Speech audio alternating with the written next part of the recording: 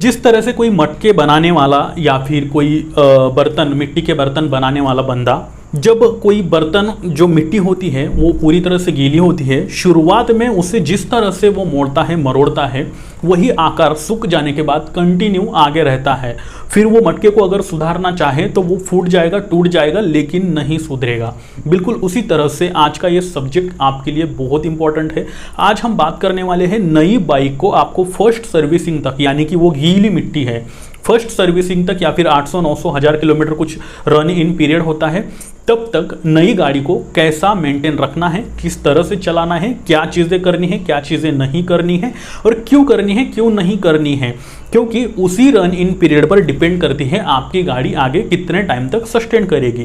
क्योंकि आए दिन ऐसे कई सारी कमेंट्स आती है कि मेरी गाड़ी में 2 महीने के बाद, 4 महीने के बाद इंजन से आवाज़ निकलने लग गई, कुछ अंदर का जो स्पेयर पार्ट है वो ख़राब हो गया है, स्मूथ नहीं चल रही है, गियर अटक रहे हैं, तरह तरह के प्रॉब्लम्स होते हैं जिनका आज हम यहाँ पर सोल्यूशन जानने वाले हैं। और हाँ, इस चीज़ को आप बारीकी से समझ ले, रन इन पीरियड क्या होता है, नई बाइक की केयर कैसे करते हैं, क्यों इसे 40-50 किलोमीटर के नीचे ही चलाना होता है, इन जैसे तमाम सवालों के जवाब आज मैं आपको देने वाला हूं। तो इस वीडियो को एंड तक जरूर देखना, क्योंकि आपको कई सारा नॉलेज यहां पर मिलने वाला है। बने रहिए मेरे साथ। मैं हूं चेतन पाटिल और आप देख रहे हैं आस्क ऑटो गुरु। जब भी आप शोरूम से गाड़ी उठाते हो तो वहां पर सेल्स पर्सन या फिर कोई जानकार बंदा, या फिर आपके गली में या फिर घर में ऐसा कोई ऑटोमोबाइल रिलेटेड जानकार बंदा है, तो वो आपको पहले ही बता देता है कि भाई नई गाड़ी है, इसको धीरे चलाना।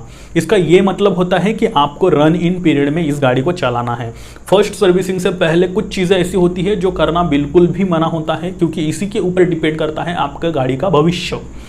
तो आपको अगर ऐसा बताया जाता है कि इस गाड़ी को धीरे चलाना, 40-45 किलोमीटर के नीचे चलाना, आरपीएम कम होना चाहिए, तो ऐसा क्यों बताया जाता है? कुछ लोगों को ये भी लगता है कि ऐसा तो कुछ भी नहीं है भाई, जब मैंने गाड़ी ली थी तब मैंने तो इसे बहुत दौड़ाया था, शुरू में मैंने लंबी राइड भी कर ली थी, मैंने हाईवे पर 90, 95, 100 प्लस क्रॉस कर लिया था, तब भी मेरी गाड़ी बिल्कुल अच्छे से चल रही है, तो आप ऐसा क्यों बता रहे हो, या फिर बाकी लोग ऐसा क्यों बताते हैं? तो आइए इस चीज़ को बारीकी से समझते हैं, पूरा तथ्य जान लेते हैं। देखो, सबसे पहले तो एक चीज़ मैं आपको बता दूं कि कोई भी गाड़ी जब मैन्युफैक्चर होती है तो उसका उस कंपनी में असेंबलिंग किया जाता है, ना कि सारे स्पेयर पार्ट वहीं पर रेडी करके वहीं पर बिठाए जाते हैं, ऐसा नहीं होता है। तो मडगार्ड्स कहीं और से लाया जाता है, जो सीट होती है वो कहीं और से मैन्युफैक्चर होकर आती है, सस्पेंशंस कहीं और से मैन्युफैक्चर होकर आते हैं, या फिर यूँ समझो टायर्स किसी और कंपनी के लग जाते हैं, जो आपका हैंडल होता है, मिरर होता है, वो अलग अलग कंपनियों से सारे स्पेयर पार्ट एक जगह पे कलेक्ट करते हैं, एक जगह पे आते हैं, और उसी एक जगह पे सारी गाड़ी को जो है वो लगाए जाते हैं। अब इंजन की भी यही कहानी है। जब सपोज एक हीरो कंपनी है, या फिर होंडा है, या फिर कोई XYZ, सुजुकी, यामाहा, कोई भी पकड़ लो आप, बजाज वगैरह, पर्टिकुलर एक कंपनी जब इंजन डिज़ाइन करती है तो वो उसका डिज़ाइन, जो स्पेयर पार्ट उसके अंदर होते हैं, जैसे क्रैंकशाफ्ट है, तरह तरह की चीज़ें होती है, तो पिस्टन है वगैरह वगैरह, तो ये सारी चीज़ें स्पेशलिस्ट को बनाने को देती है। जैसे आईफोन है, कैमरा का लेंस किसी और को देगा, बॉडी होता है वो किसी और को बनाने को देगा। तो इस तरह से वो अलग अलग जो स्पेयर पार्ट होते हैं गाड़ी के अंदर, इंजन के अंदर लगने वाले, वो अलग अलग मैन्युफैक्चरर्स को देता है, और उन्हें एक डिज़ाइन देता है, जॉब कार्ड देता है, उस जॉब कार्ड के हिसाब से उसे वो बना करके मिलना चाहिए। तो सपोज क्रैंकशाफ्ट किसी और कंपनी से बन के आ रहा है, पिस्टन किसी और कंपनी से बन के आ रहे हैं, जो अंदर वॉल्स होते हैं वो किसी और कंपनी से बन के आ रहे हैं, तो ये पूरा इंजन के जो अंदर के जो स्पेयर पार्ट है वो अलग अलग कंपनियों से बनकर आ रहे हैं। तो अब ऐसा है कि जब ये अलग अलग कंपनियों से बन करके आएगा तो उसमें जब जॉब यहाँ से भेजा जाएगा, जॉब यानी कि स्पेयर पार्ट की ऑर्डर, एक स्पेयर पार्ट, सपोज मैं एग्जांपल के तौर पर अगर बताऊं तो आपको क्रैंकशाफ्ट बता देता हूं, जो इजी चीज़ है, आपको समझ में आएगा। क्रैंकशाफ्ट बनाने के लिए मैंने XYZ कंपनी को बताया, उसकी साइज, डायमेंशंस, हाइट, विड्थ, सारी चीज़ें जो राउंड है, डायमीटर है, सब कुछ मैंने भेज दिया उस कंपनी को डिज़ाइन सहित, और बोला कि ये भाई बना के दे मेरे को, इसके इतने पीस चाहिए, 1 लाख, 2 लाख, 5 लाख, जितने भी है। तो वो कंपनी उसे रिसीव होगी सारी इन्फॉर्मेशन जॉब कार्ड के साथ, उसमें पड़ेगा वो, और प्रोडक्शन शुरू कर देगा।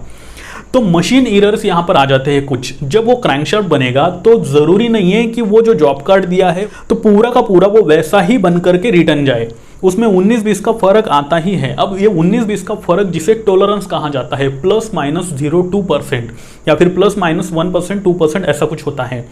तो अब अगर ये क्रैंकशाफ्ट है, इसे अगर 5 mm की बनाने को बोला है या फिर 6 mm का या फिर XYZ जो भी साइज बनाने को बोला है, और अगर गलती से मशीन एरर आ जाता है तो 5 की जगह 6.75 mm बन गया या फिर उसके थोड़ा सा आगे पीछे, तो वो एरर एक्सेप्टेबल होता है, क्योंकि ये टॉलरेंस होता है जो कि किसी भी क्वालिटी कंट्रोल टीम को एक्सेप्ट करना पड़ता है। तो वही चीज़ जाती है बन करके। इसी तरह से अलग अलग कंपनियां स्पेयर पार्ट बनाती है, अलग अलग कंपनियों का ये टॉलरेंस कॉमन रहता ही है, किसी कंपनी का ज़्यादा रहता है, किसी कंपनी का कम रहता है। तो सभी जगह से स्पेयर पार्ट बन करके आ गए। अब जहाँ पे इंजन असेंबल होने वाला है, जहाँ पे सारे स्पेयर पार्ट एक दूसरे में घुसने वाले हैं, पूरा इंजन बनने वाला है, उस कंपनी ने जितने भी कंपनियों को अलग अलग स्पेयर पार्ट बनाने को बोला था, उन सभी कंपनियों से कुछ हद तक स्पेयर पार्ट आगे पीछे हो गए हैं। और वो ये होता ही है, टॉलरेंस जैसे मैंने कहा 19-20 का फर्क बन चुका है, तो वो यहाँ पर आ गए। और उसी तरह से सपोज कोई कंपनी है XYZ बाइक मैन्युफैक्चरर, उसने वो सारे जोड़ दिए इंजन में, तो वो बन जाता है पूरा एक इंजन। अब ये सारे स्पेयर पार्ट एक दूसरे में घुसने के बाद, इंजन फिक्स हो जाने के बाद, वो डाला जाता है आपकी गाड़ी में। गाड़ी में डाल दिया, अब ये पूरी गाड़ी रेडी हो गई है। उसके मडगार्ड्स लगा दिया, सीट लगा दिया, हेडलाइट लगा दिया, तरह तरह की जितनी चीज़ें गाड़ी के अंदर लगी हुई होती है वो पूरी असेंबल हो गई है, गाड़ी पूरी तरह से रेडी हो चुकी है। अब इसकी टेस्टिंग की बारी है। तो जब कोई भी बंदा या फिर कोई भी कंपनी गाड़ी को जब टेस्ट करती है, तो सभी गाड़ियां एक एक करके टेस्ट नहीं करती है। पूरा लॉट होता है, उसमें से एक आध गाड़ी रैंडमली निकाली जाती है और उसी को टेस्ट किया जाता है। बारिश में टेस्ट किया जाएगा, गड्ढे वाले रास्तों में टेस्ट किया जाएगा, जो उनकी क्वालिटी टीम होती है अच्छे रास्तों पर टेस्ट किया जाएगा, हाई स्पीड टेस्ट किया जाएगा, माइलेज टेस्ट किया जाएगा, तरह तरह की चीज़ें होती हैं जो ट्राइड एंड टेस्टेड। फिर ये पूरी तरह से एक समरी बनाई जाती है, टायर्स चेक, चेक लिस्ट होती है क्वालिटी वाली। टायर्स चेक कर लिया, फिर मडगार्ड्स चेक कर लिया, फिर इंजन चेक कर लिया, फिर माइलेज चेक कर लिया। तो ऐसी पूरी एक लंबी लिस्ट होती है। वो सारी चीज़ें चेक करने के बाद रैंडमली एक लॉट को रख दिया जाता है। 100 गाड़ियों का एक लॉट है सपोज, उन 100 लॉट में से सिर्फ एक गाड़ी निकाली जाएगी और उसी के आधार पर उन सभी गाड़ियों को बोल दिया जाएगा कि हाँ ये लॉट ओके है, इसे मार्केट में भेज दो बेचने के लिए।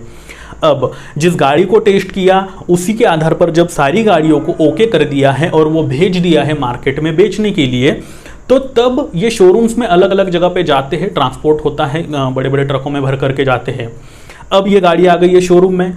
अब शोरूम से आप खरीदते हो, शोरूम वाले ने आपको बोल दिया भाई इसे 1000 किलोमीटर तक कम चलाना है, नहीं तो फिर गाड़ी को जो है प्रॉब्लम आ सकते हैं, 40-45 के नीचे ही चलाना है, उसके ऊपर नहीं चलाना है। तो वो इसलिए बताया जाता है कि जब गाड़ी आपके पास मिलती है, और जैसे मैंने थोड़े टाइम पहले कहा कि टॉलरेंस होता है 19-20 का, यानी कि सारे स्पेयर पार्ट एक दूसरे में वेयर एंड टेयर होने के लिए टाइम लगता है। जिस गाड़ी की उन्होंने टेस्टिंग करी है वही आपको मिले ऐसा जरूरी नहीं है। उस पूरे लॉट में से कोई भी एक गाड़ी आपको मिल जाती है, और इसीलिए 100 में से एक आध गाड़ी का इंजन खराब हो गया, या फिर यूं समझ लो कि उसकी गाड़ी बहुत अच्छे से चल रही है लेकिन मेरी अच्छी क्यों नहीं चल रही है, जबकि हम दोनों ने सेम टाइम दोनों गाड़ियां परचेस करी है। तो ये प्रॉब्लम्स भी आते हैं मार्केट में, आप सुनने को मिलता है आप लोगों को कि भाई मेरे पास हीरो है मैं काफी खुश हूं, मेरे पास पैशन प्रो है मैं काफी खुश हूं, लेकिन कोई दूसरा बोलेगा कि मेरे पैशन प्रो के गियर अटक रहे हैं। ऐसा क्यों होता है? तो ये एक रीजन है, ये आपके पहले सवाल का जवाब है। अब आइए दूसरे सवाल पे बढ़ते हैं कि गाड़ी धीरे चलाने को क्यों कहा जाता है। तो देखो ऐसा है कि जितना पूरा लॉट है मार्केट में भेज दिया है, वो आपने अलग अलग लोगों ने अलग अलग करके वो एक एक गाड़ी उठा ली, परचेस कर ली। तो यहां तक कहानी क्लियर है। अब बढ़ते हैं आगे। एग्जाम्पल के तौर पर मैं आपको ये पेन दिखाना चाहता हूं। मान लो ये पेन किसी इंजन में कोई एक XYZ जो है स्पेयर पार्ट है, आप समझ के चलो, मान के चलो। तो जब ये पेन मैं नया लाया था तो इसका जो ये होल है, जो ऊपर का ढक्कन है, ये तब अच्छे से नहीं खुलता था क्योंकि मेरे को काफ़ी ताकत लगानी पड़ती थी। अब ये मैं बार बार खोल रहा हूँ, पेन आधे से ज़्यादा ख़त्म हो गया। इसका मेरा काफ़ी ज़्यादा यूज़ है, मैं बार बार खोलता हूँ लगाता हूँ, बार बार खोलता हूँ लगाता हूँ, खोलता हूँ लगाता हूँ। तो ये जो चीज़ें है इसकी वजह से इसका जो ढक्कन है वो काफ़ी इजीली निकल भी जाता है और लग भी जाता है। पहले मुझे जितनी मशक्क़त करनी पड़ती थी इसे निकालने में, फिर लगाने में, फिर निकालने में, तो वो काफ़ी हार्ड हुआ करता था। ठीक है, यहाँ पे मेरी काफ़ी पावर जाती थी इसे निकालने में। अब ये इजी क्यों हो गया? क्योंकि इसका कंटिन्यूसली यूज़ हो रहा है। ठीक है, जब नया था तब मैंने इसे जो है निकालने में दिक्कतें आ रही थी, लेकिन पुराना हो जाने के बाद ये इजीली निकल रहा है और लग भी रहा है। इसका ये मतलब है कि इसका वेयर एंड टेयर हो गया है। अब बढ़ते हैं अपने सब्जेक्ट पर। तो होता यह है कि इंजन जब नया रहता है तो उसका जैसे पेन का मैंने ढक्कन निकाला, ताकत लग रही थी, ओके, क्योंकि ढक्कन कहीं और से बनकर आया है और पेन कहीं और से बनकर आया है, दोनों चीज़ें एक ही जगह पे नहीं बनी हैं। तो उसके बीच में पेन का जो ढक्कन है शायद वो थोड़ा छोटा रह गया होगा और पेन जो है वो एक्चुअल थोड़ा बड़ा बनकर आया होगा, इसलिए उसके अंदर जाने में उसे पहले के कुछ दिनों में दिक्कतें आ रही थी। अब वही चीज़ हमारे इंजन में भी होती है, क्योंकि कहीं और से कुछ चीज़ें बनकर आई हैं, कहीं और से कुछ चीज़ें बनकर आई हैं। जब तक उनका फ्रिक्शन नहीं होता अच्छे से 800-900 किलोमीटर या फिर फर्स्ट सर्विसिंग तक अच्छे से फ्रिक्शन हो जाएगा, अच्छे से उसका वेयर एंड टियर हो जाएगा, जो स्पेयर पार्ट होते हैं वो एक दूसरे के साथ पूरी तरह से घुल मिल जाएंगे, अच्छी तरह से मैच हो जाएंगे। और ये चीज़ें आपको कम स्पीड में ही करनी हुई होती है, क्योंकि ज़्यादा स्पीड पर जो अगर आप गाड़ी चलाते हो तो आपके इंजन के अंदर प्रॉब्लम आते हैं। आउटर पार्ट्स पर तो कुछ भी प्रॉब्लम नहीं होता है, जैसे टायर्स है, मडगार्ड्स है, चेन है, ये वाली चीज़ों में कुछ भी प्रॉब्लम नहीं आना है। लेकिन इंजन के अंदर जो भी स्पेयर पार्ट एक दूसरे के साथ फ्रिक्शन होते हैं, जो एक दूसरे के साथ घिसते हैं, उन्हें वेयर एंड टेयर होने के लिए, उन्हें एक दूसरे के साथ घुलने मिलने के लिए टाइम लगता है। क्योंकि इसका एक छोटा सा एग्जांपल अगर दूं तो जब फर्स्ट सर्विसिंग के लिए आप आपकी गाड़ी लेकर जाते हो तो जब उसका ऑयल निकालते हो तो उसके ऑयल में आपको एल्यूमिनियम के और आयरन और स्टील के अलग अलग पार्टिकल्स जो होते हैं वो दिखते हैं। वो इसीलिए दिखते हैं क्योंकि आपका इंजन के जो स्पेयर पार्ट है वो एक दूसरे के साथ घुल मिल रहे हैं अच्छे से और वो मैच हो रहे हैं। तो अब ये घुलने मिलने की जो टाइमिंग है रन इन पीरियड में ही आता है ये। लेकिन उसी दौरान अगर आपने बिल्कुल बैलों जैसी, गधों जैसी गाड़ी चला ली तो शायद वो जोर जोर से घिसने लग जाए और हो सकता है जो होल होता है या फिर डायमीटर होता है पिस्टन का वो खराब हो जाए, या फिर वो बढ़ जाए या फिर छोटा हो जाए, या फिर इंजन का कोई ऐसा पार्ट जो बहुत ज़्यादा हीट होने की वजह से अंदर ही अंदर खराब हो जाए। तो इन्हीं चीज़ों की वजह से आपको स्लो चलाने को बताया जाता है कि भाई गाड़ी जो है आपको कुछ 50-55 या फिर 40-45 किलोमीटर तक ही जो है इसका लिमिट रखना है आपको शुरुआत के कुछ दिनों में। तो ये थी पूरी कहानी कि गाड़ी स्लो चलाने को क्यों कहा जाता है। इसी के साथ कुछ और ऐसी टिप्स भी मैं देना चाहूँगा कि जब आप गाड़ी नहीं लेते हो तो कौन सी चीज़ें करनी है, कौन सी नहीं करनी है। तो सबसे पहली टिप्स तो मेरी आपको ये जो पूरा रामायण महाभारत मैंने आपको बताया, होप आप अच्छे से समझ गए होंगे और इसी वजह से आपको गाड़ी धीरे चलानी है, कम आरपीएम पर चलानी है। बाद में इसके बाद फर्स्ट सर्विसिंग के बाद या फिर सेकंड सर्विसिंग के बाद आप गाड़ी किसी भी तरह से चला सकते हो, कोई भी प्रॉब्लम उसमें नहीं आने वाला। उसके बाद आपको उसे ज़्यादा थ्रोटल नहीं देना है। कुछ लोग ये करते हैं, जैसे हमारे जैसे यूट्यूबर्स गाड़ी का एग्जॉस्ट सुनने के लिए जोर से उसे जो है वो थ्रोटल घुमाते हैं, उसका रिस्पॉन्स चेक करते हैं, बहुत जोर जोर से घुमाते हैं। जो टैकोमीटर का जो कांटा होता है वो पूरा जो है भिड़ जाता है आगे, और आगे पीछे से भी साइलेंसर से भी बढ़िया आवाज आता है, भाई बढ़िया है। ये सुनने के लिए लोग तरसते हैं और गाड़ी की जो है लगा देते हैं। तो ये चीज़ नहीं करनी है आपको, बहुत ज़्यादा नहीं घुमाना है शुरू के कुछ दिनों में। दूसरी चीज़, जब भी सुबह सुबह आप गाड़ी स्टार्ट करो तो उसे 3 से लेके 5 मिनट तक वार्म अप करने दो, यानी कि उसको ऑन रख के वैसे ही छोड़ दो। ये चीज़ इसलिए की जाती है क्योंकि इंजन ऑयल नीचे बैठा रहता है नई गाड़ी का, वो धीरे धीरे ऊपर आता है, पूरे स्पेयर पार्ट में घुल मिल जाता है। उसके बाद आप गाड़ी चलाना शुरू करो। अगर ऐसा नहीं करते हो तो भी आपको दिक्कतें आनी शुरू हो जाती है। अगली बात आपको ये ध्यान में रखनी है कि अगर बोला है भाई 40 के नीचे ही गाड़ी चलानी या फिर 50 के नीचे ही गाड़ी चलानी, तो ऐसा बिल्कुल मत करना कि भाई बस 50 का स्पीड पकड़ करके चलते रहो, 50 के नीचे भी नहीं आना, 50 के ऊपर भी नहीं जाना। ऐसा नहीं होता है। कभी 30 पे चलाओ, कभी 20 पे चलाओ, कभी 40 पे चलाओ, कभी 40 के नीचे चलाओ। तो ये गाड़ी को जो आप एक चीज़ ध्यान में रख लो कि जो मसल्स है गाड़ी के अंदर की, जो इंजन का गाड़ी का दिल है जिसे इंजन कहते हैं, उसके अंदर वो न्यू बॉर्न बेबी है, तो उसे हम मसाज कर रहे हैं, उसे हम रगड़ रहे हैं अच्छे से, उसके सारे स्पेयर पार्ट एक दूसरे के साथ घुल मिलने के लिए हम उसकी एक्सरसाइज करा रहे हैं। ये चीज़ समझ के चलो आप, क्योंकि गाड़ी भी अपनी जान ही होती है। मैं मेरी गाड़ी को मेरे जान से ज़्यादा प्यार करता हूँ, आपका पता नहीं, इसलिए मैं ऐसा कहता हूँ कि वो उसका दिल है और वो उसकी जान है। अगली जो बात आपको ध्यान में रखनी है वो है, अगर लंबी राइड हो जाए, लंबी राइड खास तौर पर करना मत, ये बहुत इंपॉर्टेंट पॉइंट है, लेकिन कभी कभार अगर हो जाए तो वहां पर भी आपको स्पीड लिमिट रखनी है, लेकिन 5 से 8 मिनट का, 50-60 किलोमीटर के बाद 8 से 10 मिनट का आपको जो है उसे आराम देना है। 40-50 की स्पीड पर ही चलाना है। मैं तो यही कहूँगा कि फर्स्ट से या फिर सेकेंड सर्विसिंग तक गाड़ी को लंबी राइड बिल्कुल भी ना कराए। और आखिरी चीज़ ऐसा है कि आपको शुरू के कुछ दिनों तक गाड़ी पर ज़्यादा लोड नहीं बिठाना है। और ना ही आपको ज़्यादा थ्रोटल घुमाना है, मतलब कि सडनली पिकअप नहीं उठाना है गाड़ी का। फर्स्ट गियर में जितना रिक्वायर्ड है उतना ही घुमाना, सेकंड गियर में जितना रिक्वायर्ड है उतना ही घुमाना, थर्ड या फिर फोर्थ में जितना रिक्वायर्ड है उतना ही घुमाना। किसी गाड़ी को ओवरटेक करने के चक्कर में आपने बहुत जोर से घुमा दिया फोर्थ या फिर सेकंड गियर पे और उसको ज़रूरत थी थर्ड या फिर फोर्थ गियर की, तो ऐसा मत करना। ये भी एक रिस्की चीज़ है गाड़ी की लाइफ के लिए।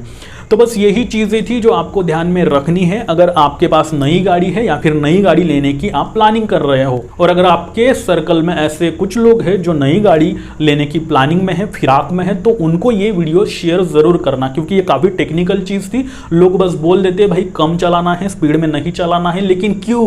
तो ये उसका रीज़न है। इसी के साथ अगर आप लोग अभी भी मुझे इंस्टा और ट्विटर पर फॉलो नहीं कर रहे हो तो नीचे डिस्क्रिप्शन में उसकी लिंक है, आप वहां पर भी आपके जो सवाल है मुझसे पूछ सकते हो। और अगर आप चाहते हो कि आपके कार और बाइक से रिलेटेड सभी सवालों के जवाब, इनफैक्ट सभी प्रॉब्लम्स के सॉल्यूशन एक ही जगह पे अवेलेबल हो जाए, तो ये चैनल सिर्फ आपके लिए है, इसे सब्सक्राइब करना ना भूले।